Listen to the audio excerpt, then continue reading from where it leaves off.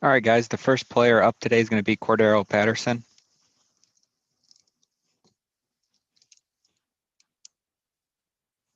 Go ahead, Eric. Hey, CP. All right, media, we got Cordero Patterson with us. First up, Adam Johns.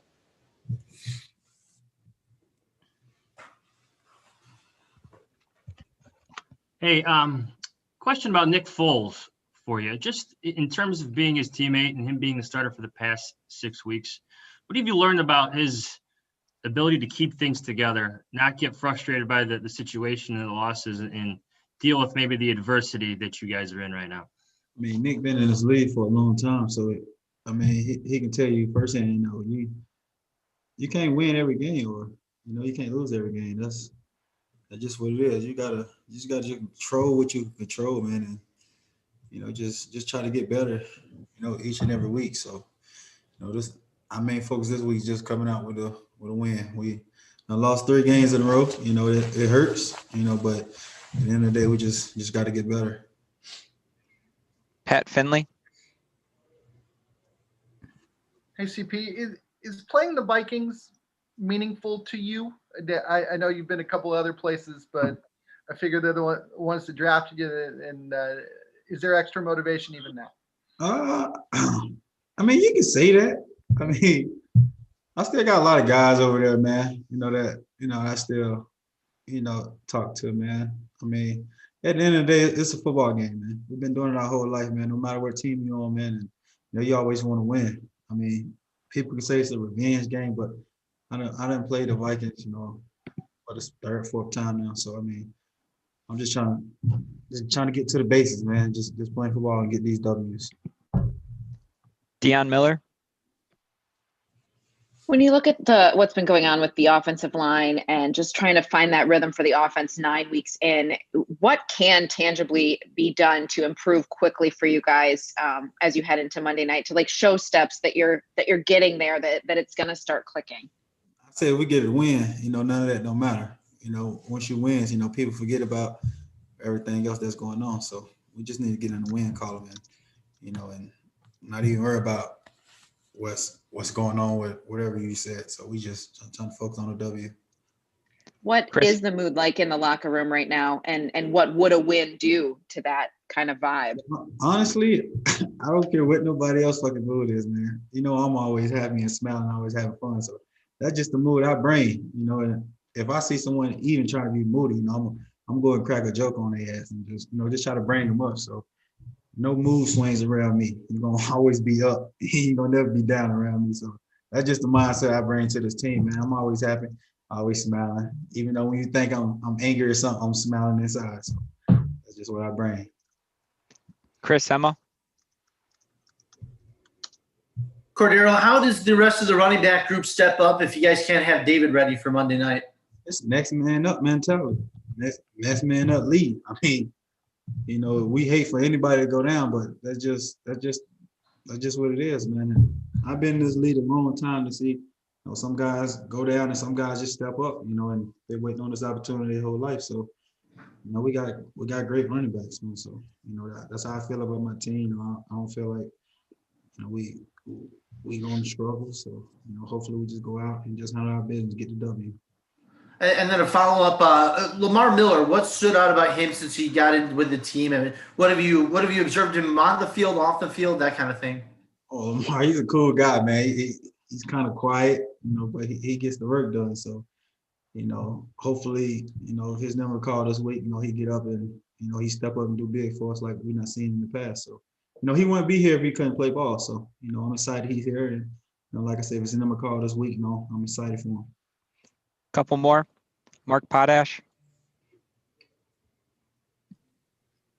Hey, Cordero, with regard to your kind of mindset and your upbeat attitude, how do you manage the kind of the disappointment? I mean, do you feel that frustration? Do you have to suppress it to get to the state you're at? This was supposed to be kind of a big year for you in this offense, and it really hasn't materialized. So how have you dealt with that kind of disappointment and stayed upbeat? Every year is a good year for me, man, because I'm living to see another day. So I would never say a year is a bad year for me. I come out, I have fun, I enjoy myself, and I play this game. I want to play this game if I ain't love it. So every day ain't gonna be perfect. You know, every day you write and you tell our story. It ain't gonna be perfect how you want it to. So I just come out and just try to play the game the best of my ability and just have fun, enjoy it. Phil Thompson. Cordero, a lot of people point to the Vikings defense's vulnerabilities in the passing game, but they also seem to be vulnerable in the run game too. What do you see, and what ways do you think as a group you guys can attack them? It's a great team, man. Offensively, defense, special teams, they got a great team over there, man. You know, Zimmer's been holding those guys down for a couple years, man. And, you know, they got a lot of stars missing, but you know, they ain't missing no beat, man. You know, that's just what Zimmer brings to that team, man. He means a lot to their defense and everything. So, you know, they got a good team, man. We just, like I said, we just focus on what the Chicago Bears can do and just trying to get this W, not worrying about nobody else. Thanks for your time, Cordero. Appreciate it.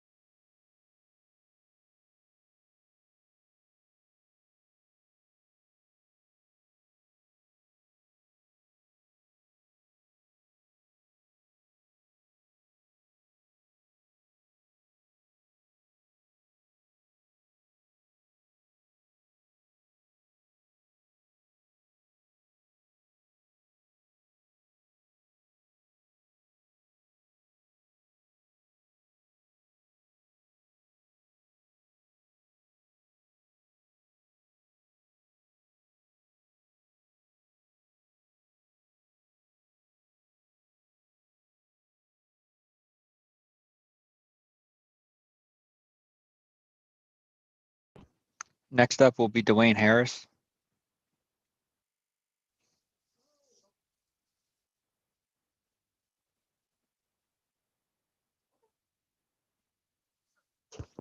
Hey, Dwayne. What's going on? All right, media, we have Dwayne Harris with us. Up first, Pat Finley. Hey, Dwayne, how are you? Good, Pat.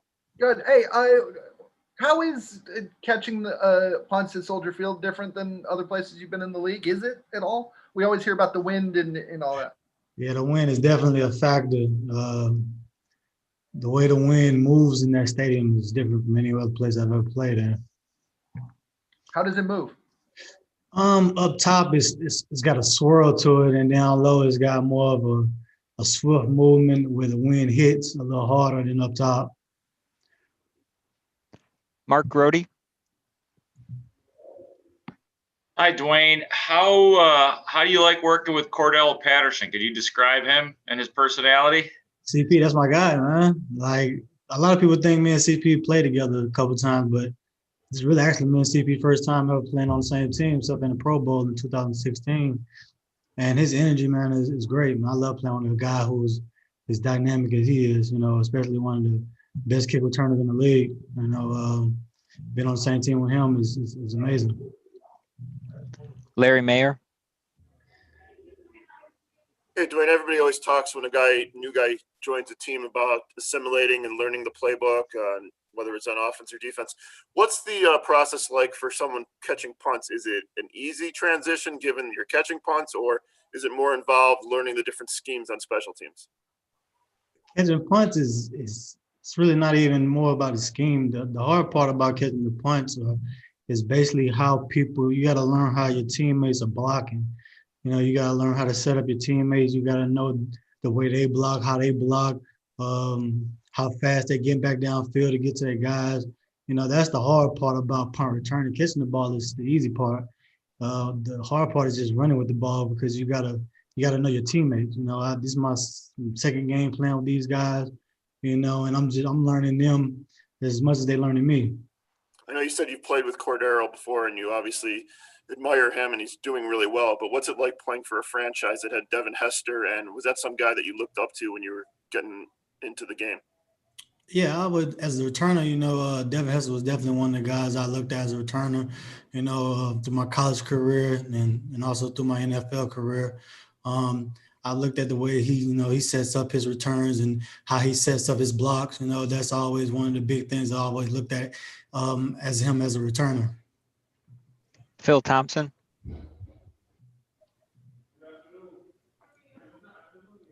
Wayne, can you talk about the decision making that you make on how you return punts and making difficult catches? Sometimes it seems like it could be kind of daring. I mean, is that instinct, or you just say, you know, no matter what, I can make the play? For me, I've been doing this for over 15 years catching punts. So for me, it's a comfort level. You know, I'm very confident in me catching every punt. I'm confident in my ability to catch punts. A lot of guys, you know, nervous. I'm never nervous catching punts because I've been doing it so long. And taking hits is just part of the game. So for me, it's just always been a comfort level. You know, like Coach called me a risk taker. I really don't call myself a risk taker. It's more of the first game was more of the win factor for me. And calling fair catch kind of takes your eyes off the ball a little bit. So, you know, and I never want the ball to hit the ground. You know, the worst thing you can do is let the ball hit the ground as a burnt returner. Pat Finley.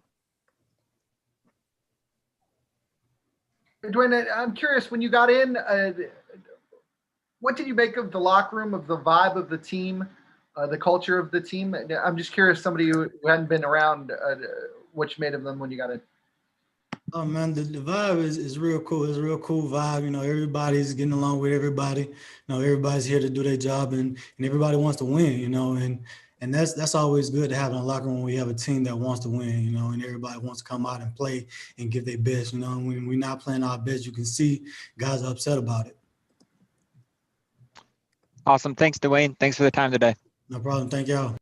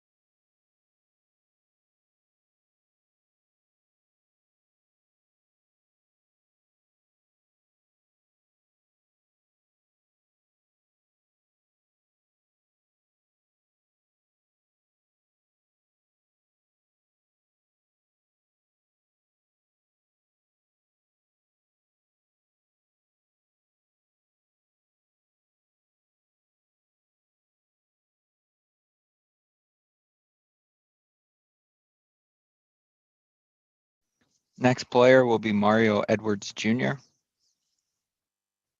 Next player is Mario Edwards Jr.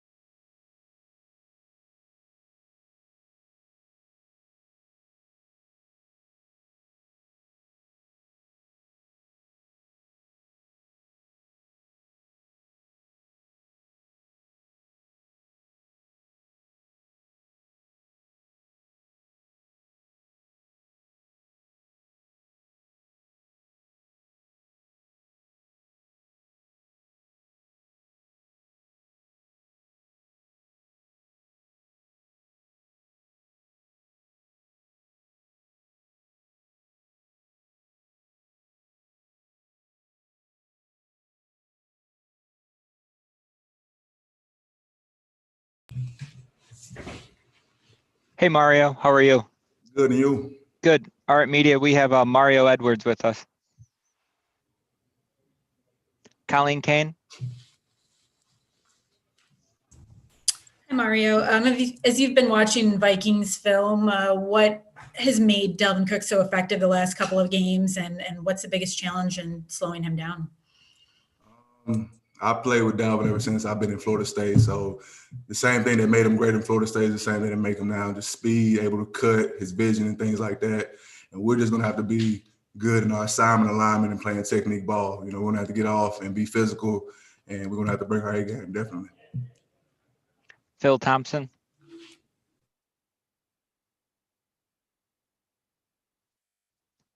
Needs to be going on a run. Hello, can you hear me?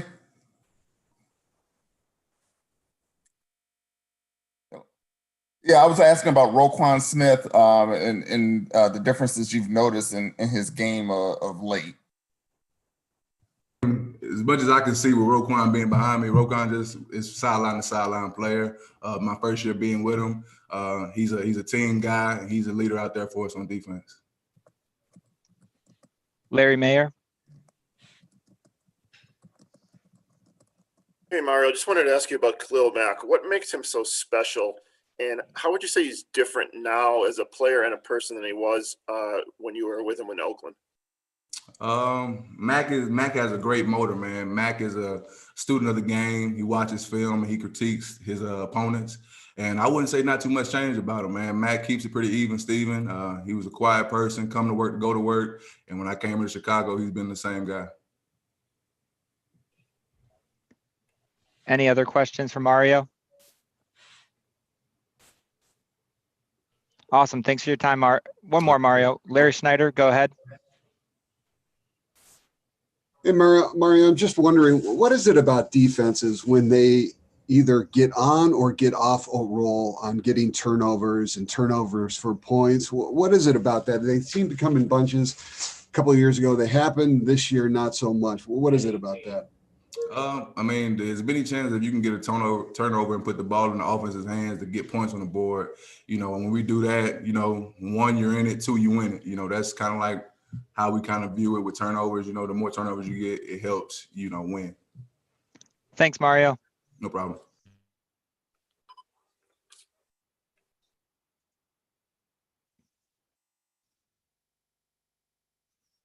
All right, guys, an update for you. Nick Foles will be after practice when Coach Nagy goes. So that will be it for this portion. And Nagy will be when Foles will be when Nagy goes after practice. Thank you.